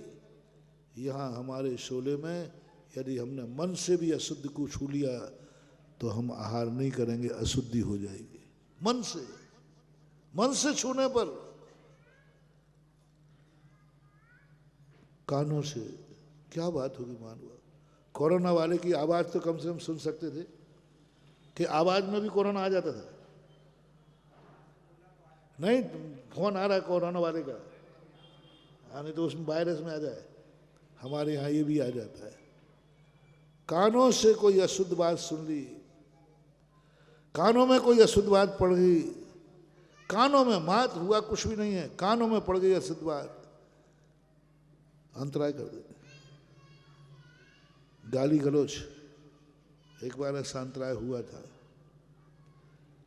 हम चौके में जाते ना तो वो जो रोकने वाले वॉलंटियर खड़े रहते ना, वो किसी ने रोक दिया, थोड़ा गुंडा टाइप का होगा जो बाहर। उन्होंने कहा मुझे जाने दो। बोले साहब नहीं जाने दूंगा, महाराज का कल का उपवास है, आज किसी को नहीं। उन्होंने कहा मालूम तू किसे रोक रहा है? बोले साहब कोई भी हो। तो जो सामने वाला था उसने क्रोध में गाली दे दी उसको, देखता हूं मैं तेरा खोपड़ा फोड़ दूंगा। मेरे कान में वो शब्द आ गया, अंजलि छोड़ दे। अंजलि छोड़ दी, कल का उपवास था, अंजलि छोड़ना पड़ी। आचार्य के पास आए तो मुझके बोले क्यों, अंतराय क्या हो गया? बोले एक व्यक्ति ने एक व्यक्ति का खोपड़ा फोड़ दिया। बोले खोपड़ा फोड़ दिया? मैंने कहा नहीं, उसे बोला फोड़ा नहीं है, कहा है। बोले ठीक है, अंतराय। आचार्य ने कहा हाँ ये कर्ण अंतराय है। अब बोलो कर्ण अंतराय, रोने की आवाज आ जाए, दुख की आवाज आ जाए, कसाई की आवाज आ जाए, कोई और भी आवाज पड़ जाए, साधु को आहार के समय पूरे कान खोल के रखना पड़ते हैं, पूरे कान खोल के रखना पड़ते हैं कि इससे सुधा। जैसे आप कपड़े पहन के रखते हो ना पूरा ध्यान, आजू भी बाजू भी कोई छू नहीं ले, ऐसे ही हमें कान खोल के रखना पड़ते हैं। कोई गंदी चीज आवाज मेरे कान में नहीं पड़ जाए, कान में आने पर 16 बिगड़ गया, साधु आहार का त्याग कर देता है। आहार कराना तुम कोई मजाक समझ रहे हो? बच्चों का खेल समझ रहे हो? बच्चों का खेल नहीं है ये आहार कराना। क्या समझते हो तुम आहार कराना? दिगंबर जैन साधु का आहार इतना नाजुक है, 1 मिनट में 16 बिगड़ता है, 1 सेकंड में। इतनी कह दिया, मैं लेने ही वाला था। और अरे महाराज जी हमने आपके लिए तो बनाया था और बड़ी मुश्किल से बनाया। लो साहब ले रहे थे तो भी 16 बिगड़ गया। अब वो वस्तु नहीं ले सकता क्योंकि तुमने ये कह दिया, और महाराज जी मैं आपके लिए तो लाया हूं, बड़ी मुश्किल से बनाया। अब नहीं ले सकता, 16 बिगड़ गया। ये कह दिया महाराज जी आप खा के देखो बहुत अच्छा है, अभी ले ही रहा था मैं। महाराज आप लेके तो देखो बहुत बढ़िया चीज है, अच्छी चीज है, शुद्ध चीज है तो ठीक है। महाराज जी आपको शुद्ध चीज है लेने लायक है तो ले लूंगा। नहीं अच्छी चीज है इसका, अब मैंने ले ली तो मेरी रसना इंद्रिका नाम का मूल गुण खत्म, अब नहीं ले सकता। क्योंकि आपने क्या कह दिया, और बहुत अच्छी, एक बार खा के तो देखो, अब नहीं ले सकता। इतने में 16 बिगड़ गया। वो साधु अब वो चीज, वो पूरा हाथ त्याग नहीं करेगा, लेकिन वो चीज तो अशुद्ध, इतना कहने मात्र से वो चीज अशुद्ध हो गई कि महाराज मैंने आपको बड़ी मेहनत से बनाई है, आपके लिए दूर से लाया हूं, ये महाराज बहुत अच्छी स्वादिष्ट चीज है। इतना कहने से वो वस्तु अशुद्ध हो गई, कहने मात्र से अशुद्ध हो गई। साधु को पता चल जाए कि ये वस्तु मेरे लिए ही बन रही है, मेरे लिए ही बनाया जा रहा है, साधु को पता चलते फिर वो नहीं लेगा, वो नहीं लेगा। क्योंकि तुमने कह भी दिया मैं तो आपके लिए ही मात्र लाया था। नहीं लिया। एक बार एक चौके की स्थिति बनी, एक बच्चे ने, या तुम लोग बैठे रहते ना, यूं मजाक कर दिया, बोले महाराज जी आप नहीं आ रहे, बहुत अच्छा हो रहा है, कम से कम आप नहीं आ रहे तो मुझे इतना बढ़िया खाने को मिल रहा है। ये मेरी पत्नी मुझे एक सब्जी और दाल बनाती, कुछ बनाती ही नहीं है, और जब से आप आए हैं चौका लग रहा है महाराज जी सब्जियों की भी गिनती नहीं, सामान की गिनती नहीं, बिल्कुल चकाचक चल रहा है,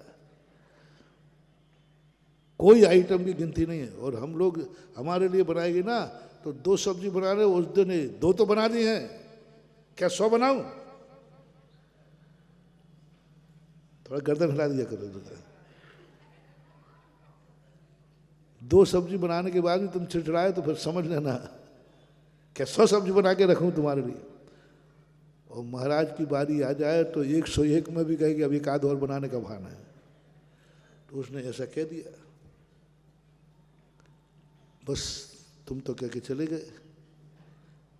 साधु का 16 बिगड़ गया।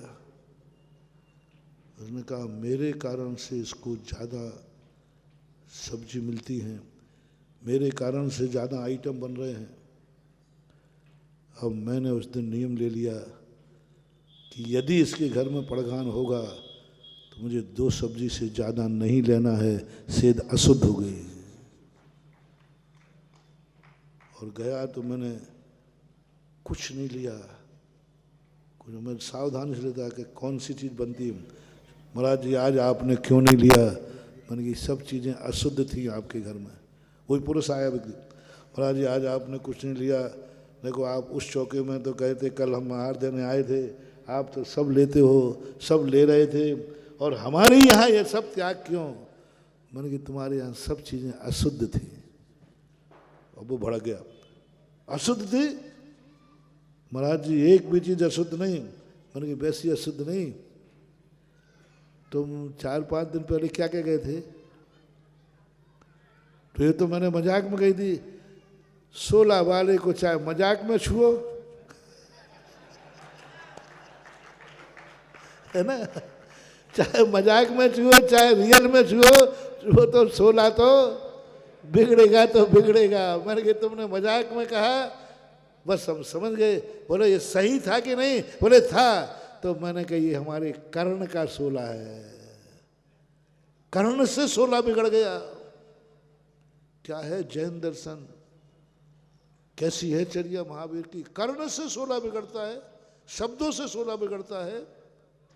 कान में शब्द पड़ गया अशुद्ध, ले साहब 16 बिगड़ गया। क्योंकि महान है, जितने ऊंचे उठते जाएंगे उतनी उतनी महानता होती जाती है। वाणी का 16, मौन, बोल नहीं सकते। यदि धोखे से बोलने में आ गया तो हैं? अरे बोलने से क्या बिगड़ गया भाई? बोलने से क्या बिगड़ गया? 2-4 शब्द खाते खाते बोल दिया एक नसीब, कोई बात इतने बोल दिया। कोई महाराज मन शुद्धि, वचन शुद्धि, काय शुद्धि, आहार जल से नमोस्त मन आशीर्वाद, कोई गलत शब्द नहीं बोला, आशीर्वाद बोल दिया, 16 बिगड़ गया। अब वो हार नहीं कर सकता साधु। एक महाराज का हुआ था, ठाकुर थे पहले, ठाकुर बंदूक लेके चलते थे, दीक्षा ले ली, और उनको आदत क्या थी, किसी ने उसका ध्यान रखना। तो चौके में क्या हुआ, आहार देने वाला आहार दे रहा था, कांपते ही हो तुम लोग, तो उसने आहार दिया और कांपते हो, गिलास नीचे, महाराज ने अंगूठे से पकड़ लिया, नीचे गिर जाता तो बंदूक चल जाती है। आगे और तुरंत आया, अरे मैं तो मुनि महाराज हूँ, लेकिन वो अब संस्कार था ना, गुरु के पास मुझे बोले क्या अंतराय हो गया? बोले चौके में बंदूक चल गई। बोले चौके में किसने चला दी? बोले मैं नहीं। बोले तुम्हारे पास बंदूक आई कहाँ से? बोले बंदूक। 16 बिगड़ गया। वचन से 16 बिगड़ गया, मुंह से शब्द निकल गया, कोई गलत शब्द नहीं, ये तो मान लो बंदूक का गलत शब्द था, शुभ शब्द भी, आशीर्वाद का भी, भगवान की भक्ति का भी, शुभ शब्द भी, आहार से बस 16 बिगड़ गया, हाथ पैर चल गया, वही शुद्ध 16 का भोजन। मान लो हमने हाथ से उठा लिया तो अंजलि खुल गई, 16 बिगड़ गया। ये अंजलि का जब आहार करते ना कहीं से जुड़ी हुई रहना चाहिए। हाँ मामला गड़बड़ है, वो 2 रोटियां क्या खा रहा हूँ, देखना ऐसी अंजलि है, इसलिए हम लोगों को इसे करना पड़ती है, कहीं छूट गई तो गए काम से। अब अंजलि है यहाँ जुड़ी रहे, यहाँ कहीं ना, यदि यूं हुई, यूं होते ही खत्म, अंतराय है। अंजलि विघटन का अंतराय कहलाता है। कहीं ना कहीं से अंजलि जुड़ी हुई रहना चाहिए, टूट नहीं सकती। 16 बिगड़ गया, तुमने शुद्ध आहार दिया और अंजलि में न गिर करके वो ग्रास, पूरा का पूरा ग्रास नीचे गिर गया। अब इसमें कौन सी अशुद्धि होगी भाई? वो ग्रास उठा के मत देना, उठा के मत देना, ग्रास देते भी नहीं हो, लेकिन नीचे गिरा है, वो नीचे गिरा, वहां से बरगड़ाएं अंजलि में आ गई, अशुद्ध हो गया, महाराज बैठ जाएंगे, ले 16 बिगड़ गया। इसमें कुछ रहस्य दिख रहा है कि नाटक है? अरे गिलास नीचे गिर गया, गिर गया, उठाएंगे थोड़ी, लेकिन वो नीचे गिरा, अंजलि में से गिरा है ना, और कहीं से गिरता तो नहीं, अंजलि में से गिरा है, अंजलि अशुद्ध हो गई, अब साधु आहार नहीं करेगा, बैठ जाएगा, बैठ जाएगा। अंजलि में गिलास रख दिया और उठा लिया, क्योंकि अंजलि जूठी है। इसमें गिलास रखने के बाद तुमने उठा लिया और तुम पूरे आहार के लिए थाली मान सब लिए हो, एक दूसरे को छू लिया, अशुद्ध हो गया, अब आहार नहीं कर। अब इसमें क्या अंतराय था? पिंड हरण नाम का एक अंतराय था। गिलास दिया और तुमने उठा लिया, अब इसमें क्या बिगड़ गया? बताओ क्या बिगड़ा? अंजलि जूठी थी ना, इसको तुमने उठा लिया, तुम कपड़े पहने हो, अशुद्ध हो गए, और एक ने छुआ तो सब छू गए, भोजन भी छू गया, अब 16 बिगड़ गया, अशुद्धि हो गई, पिंड हरण होने से। ये भी हुआ था एक बार, एक बालक आहार दे रहा था, हमने हाथ धो लिए, और अब तुम्हारे वो कुछ लाने में चावल वगैरह लाते ना, लेट हो रहे थे, तो एक बालक ने आहार, वो हाथ से चिल्लाई, माँ अरे रोटी मत देना, महाराज को आहार चावल देना है। वो बच्चा घबरा गया, रख दी तो उसने अंजलि, मैंने ले लिया। अब वहां से चिल्लाए लोग तो वो घबरा गया बच्चा, उसने उठा लिया, उठाते ही अंतराय कर दिया। अब वो बच्चा इतना रोया कि मैंने हार उठा लिया। मैंने कहा बेटा तेरी गलती नहीं है, ये तो महावीर स्वामी से निपट। उन्होंने कहा तुम्हारा 16 बिगड़ गया, क्योंकि जूठी अंजलि से आहार उठ गया है, 16 बिगड़ गया, अब सगुन हो गया, आहार कर छोड़ना पड़ेगा। कितने 16 है? क्योंकि तुम महान हो। बात मैं वो कहना चाह रहा हूं, उन व्यक्तियों की चर्चा कर रहा हूं, जितने तुम ऊंचे उठते जाओगे उतने उतने अशुद्धि की तरफ तुम्हारी बहुत संभावना होगी, क्योंकि तुम बहुत शुद्ध होते जा रहे हो। उस व्यक्ति की बात कोई ज्यादा नहीं, क्योंकि वो तो संस्कार है उसका ऐसा, सब तरफ से संस्कार है ऐसा। लेकिन तुम जैन हो, कल की बात पर अपन आते हैं, तुम जैन हो,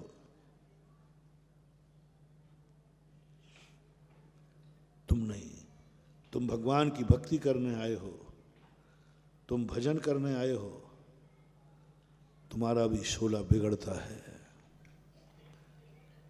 कपड़ों का 16 बता दिया, जब तुम मंदिर में आओ भगवान की पूजन करने, उस समय दृष्टि को भी शुद्ध रखना करो। दृष्टि से ऐसी वस्तुओं की तरफ आंख उठा के मत देखो इसमें मन में राग द्वेष हो जाए, चाहे अपना दुश्मन हो चाहे अपना प्रिय हो। कम से कम उस समय जिस समय तुम भगवान का अभिषेक करने गए हो, पूजन करने गए हो, जिस समय तुम गुरु का दर्शन करने गए हो, पूजन करने गए हो, आहार देने गए हो, उस समय दृष्टि को शुद्ध रखना, मुंह को मौन रखना। मैं तो नहीं कहता हूं कि तुम लोग आज के समय में जितना पाप कमा रहे हो, नहीं बरसेंगे रत्न, नहीं बरसेगा पुण्य। आप लोग आहार देते समय जो बोलते हो, ये नियम समझना महानुभाव, जब भी आप बोलते हो थूक बाहर आता ही आता है, कितने भी अच्छा क्यों ना हो। नहीं तो एक कागज लगा के देख लेना, 10-5 बार बोलना कागज, आपके कागज पे छांटे आ जाएंगे, निकलेगा ही निकलेगा मुंह से। शब्द बिना थूक के निकल ही नहीं सकता। थूक के साथ गीला होगा शब्द तभी बाहर आएगा। यदि सूख जाएगा तो शब्द भी बोलने में नहीं बनेगा। ये गीला थूक आता ही आता है। और कई बार तो इतना चिल्लाते हो कि स्पष्ट दिख जाता है, थूक निकलता है, वो दिखता भी है कि नहीं। और सीधा किस में गिरना है? दूध का लोटा लिए हाथ में, सब्जी की थाली लिए हाथ में, रोटी हाथ में लिए हैं, खाली हाथ आपके हैं, हाथ धो के आए, मन शुद्धि, वचन शुद्धि, काय शुद्धि। अब ये थूक तुम्हारी अंजलि में चला गया, काय के हाथ धो के आए हो। सामान लिए, सामान में थूक जा रहा है। बोलो, अपने थूक का जूठा भोजन मुनि महाराज को खिलाना कितना पुण्य कितना पाप, फैसला आपके हाथ। माता हो, पुरुष हो, बोलो। पाप की कल्पना करो आप। आपके मुख का जूठा हुआ भोजन, थूक पड़ा हुआ भोजन साधु की अंजलि में दिया तुमने, पुण्य बताओ क्या है, पाप बताओ क्या है। इस पाप की कल्पना करो, कौन सा पाप लगेगा। मैं नहीं समझता कि इससे बड़ा कोई पाप। तुम भली अभक्ष खा लो, तुम भली तुमने अभक्ष खा लिया, लेकिन मुनिराज को जूठा खिला दिया, खत्म हो गया। सब पुण्य, जिंदगी भर का पुण्य क्षय को प्राप्त हो जाता है। जिंदगी भर का पुण्य क्षय को प्राप्त हो जाता है। जिस समय तुम आहार देते समय बोलते हो, आहार देते समय बोलते हो, जब बोलने में कोरोना आ सकता है। मार्क्स बताए थे ना, मार्क्स किस लिए था? मुंह से। इसका अर्थ है कि मुंह से कुछ निकलता है बोलते समय, खास तौर से श्वास से निकलता है। मुंह से, नाक को यहां से बंद करने को कहते थे, मुंह से निकलता है। बोलते ही मुंह से जब कोरोना का वायरस निकल जाता है तो और जूठे कण निकलना तो कोई बड़ी चीज। ऐसे चकरदम क्या कूंजड़ा बाजार लगता है चौकों में। क्या तुम लोग बोलते हो, सोचो रे क्या पुण्य कमा रहे, पाप कमा रहे हो। थाली लिए तो वो बोल रहा है, हाथ में सामान वो व्यवस्थापक है वो बोल रहा है, देने वाला सामान हाथ में लिए और चिल्ला रहा है सब राय जाओ, हे सब लाइन में लगो, ये सब ऐसे करो। अरे भाई तेरा थूक को चट रहा है भोजन पे, क्या करे। खूब प्रयास करता हूँ, खूब भावना करता हूँ, कायदा से सबसे पहले शुद्धि बोलो। हाथ में सामान मत लो, हाथ में सामान मत लो, सामान लिए शुद्धि मत बोलो। शुद्धि बोलो फिर हाथ धोने जाओ। हाथ धोने के बाद शुद्धि नहीं, क्योंकि हाथ बोलते शुद्धि बोलोगे तो कण हाथ पे। पहले शुद्धि बोलो फिर हाथ धोने जाओ, फिर मौन ले लो, मौन ले लो। दृष्टि से 16 बिगड़ता है और वचनों से 16 बिगड़ता है। ऐसा 16 बिगड़ता है कि वो भोजन अभक्ष हो जाता है। जूठा भोजन किसी ग्रस्त को भी दूसरे का जूठा नहीं खाना चाहिए। थूक पड़ा हुआ भोजन किसी दूसरे के लिए भी, स्वयं को भी खाने योग्य नहीं है। क्या कहा? थूक पड़ा हुआ भोजन क्या स्वयं के खाने योग्य है? तुम तो महाराज को खिला रहे हो। अब बोलो क्या पुण्य लगेगा? महिलाएं पूछो कितना चक्करदम मचाती हैं, आहार देने वाले आते हैं, कितना चक्करदम। कायदा से आहार और पूजन के समय मौन होना चाहिए। अभिषेक के समय तो होना ही। आप अभिषेक कर रहे हो, बोले जा रहे हो, थूक किस पे जा रहा है? मूर्ति पर, झाड़ी में, अभिषेक के जल में। थोड़ी सी कल्पना करो मैं क्या बताना चाह रहा हूं। और ये होता है कि नहीं, ये हो रहा है कि नहीं, क्या आज के बाद ये बंद हो सकता है कि नहीं?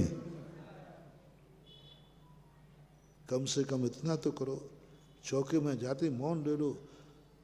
बोलने से जो व्यवस्था नहीं होती है वो मौन से व्यवस्था हो सकती है। बोलने से व्यवस्था नहीं, मौन से हो सकती है।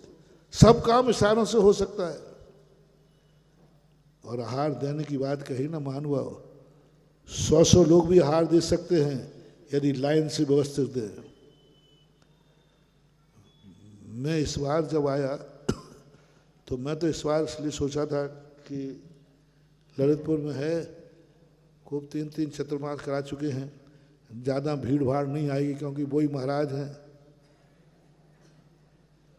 वही तो महाराज हैं जो पहले थे। तो मैंने कहा शांति रहेगी। मैं तो सोचा हूँ कि तुम्हें तो ऐसे लग रहा है जैसे मैं पहली बार ही ललितपुर आया हूँ। शाम को घबरा गया जब भीड़ टूटी मेरे दोनों पैरों पर, छत पर। ओहो, ऐसी भीड़ मधुमक्खियों जैसी।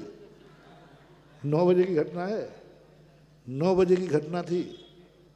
एकदम ऐसे, और 50 हाथ एक साथ। अरे मैंने कहा फ्रैक्चर हुआ।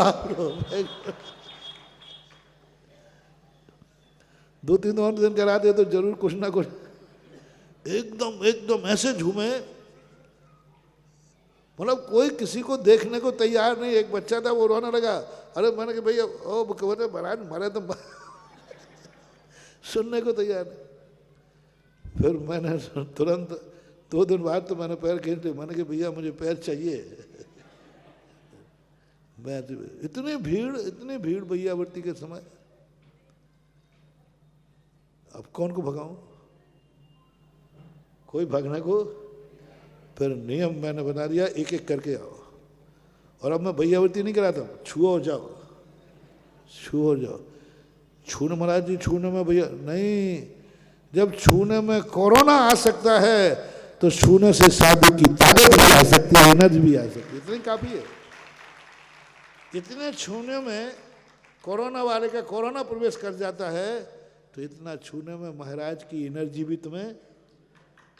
अब देखो कितना शांति है।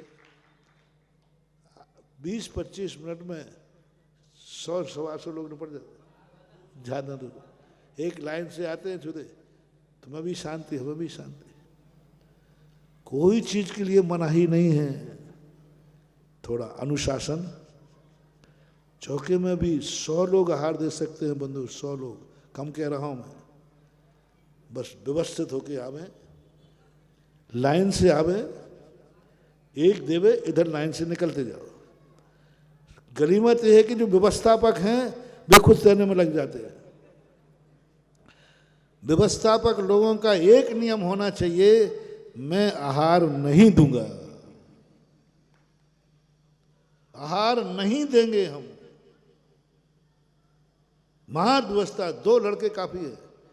एक लड़का जहां से भीड़ को लावे, साथ आवे, दिलावे और बाहर तक वेलकम। जैसे स्टेशन तक छोड़ने जाते हो ना, हाँ उसको छोड़ने जाना है तो वो वहीं घूम जाता है। हाँ आहार देकर मैं देख लेता हूँ तो वो,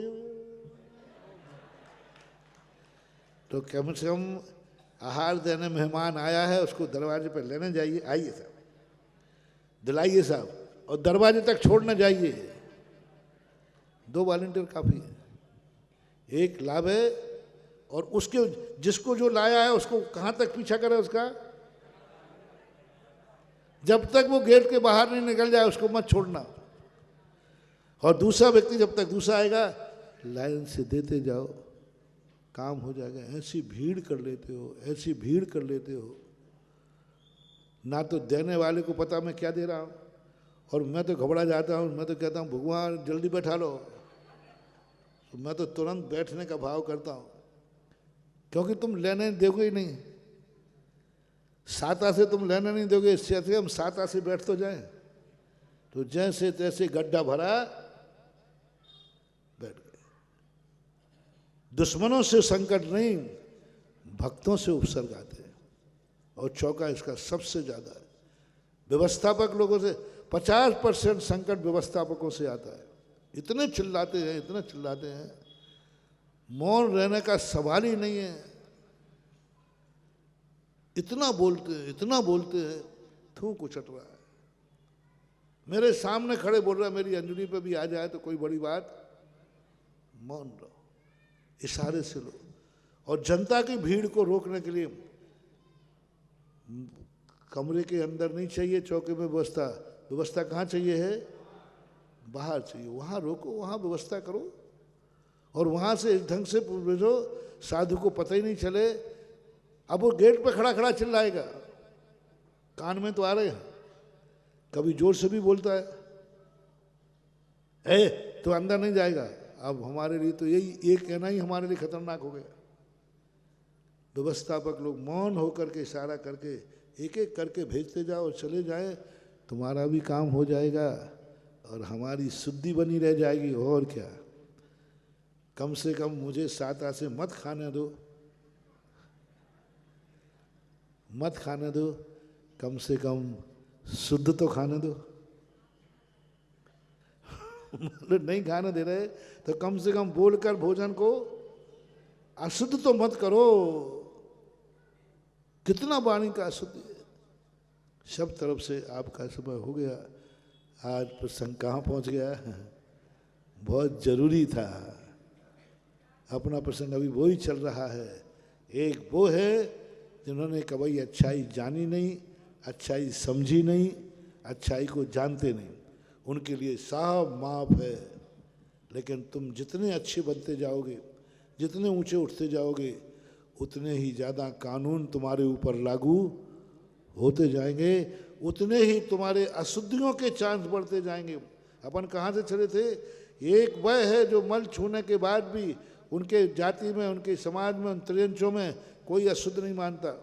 कुत्ते बिल्ली को कौन अशुद्ध मानता? वो उनकी जाति में, अपन तो मानते।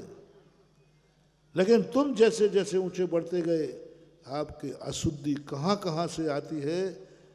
मैंने अपनी अशुद्धि बताई, तुम्हारी अशुद्धि बताई। इतनी सावधानी रखना है, क्योंकि मैं मुनि हूँ और तुम जैन श्रावक हो। तुम कुत्ते बिल्ली नहीं हो, तुम शूकर नहीं हो कि कुछ भी चलता जाए। तुम जैन क्या हो? हाँ, ऐसे ही नहीं कि मुझे सब कुछ चलता जाए, पेटी तो भरना है, कैसे भरना है? नहीं, पेट नहीं भरना। तुम दिगंबर जैन मुनि हो। जैसे दिगंबर जैन मुनि को पेट भरना लक्ष्य नहीं, इतने नियम बनाए गए, ऐसे ही तुम्हारा लक्ष्य पेट भरना नहीं है, जीना नहीं है। तुम्हारे ऊपर भी बहुत सारे कानून और नियम हैं। फिर अपन चर्चा करेंगे। महावीर भगवान है।